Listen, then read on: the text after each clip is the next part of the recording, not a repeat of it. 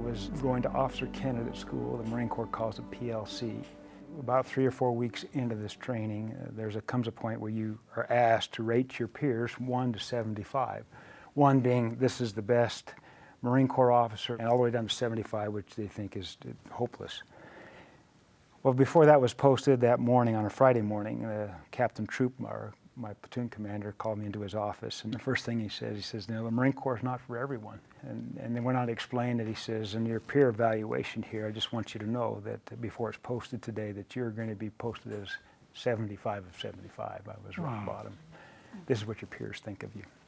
Of course, they knew I was the Mormon at the time. The next day, they gave us a 24-hour pass, and everybody went to town. I stayed back, went out in the woods of Virginia, and cried, frankly. I wanted to be a good representative of the Savior and the things I believed in, and I was trying my very best, and it was horrible. Everyone came back by Sunday afternoon, and Monday morning, all that week there were 2-hour blocks for the 75 of us to give impromptu speeches. And Monday morning was the first 2-hour block. It was done alphabetically. I was number 3 in the alphabet.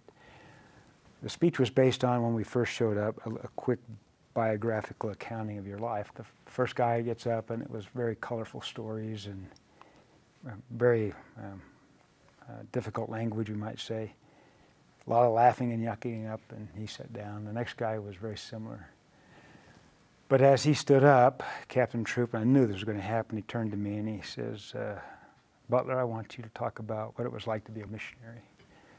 Now, I knew what these 75 guys thought of me already, and so I told them what it was really like to be a missionary, what it meant to me. I sat down. It was deathly quiet. My head went down. I just wanted the next guy to get up. And then something happened. It was the first time in those 10, 11 weeks. It's the only time it happened. And Captain Troop, our platoon commander, stood up and popped his binder together. And we're 15 minutes into this 2-hour block.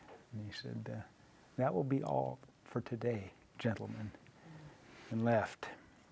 Things didn't immediately change, but I did graduate number 2 from being the bottom rung guy to the second.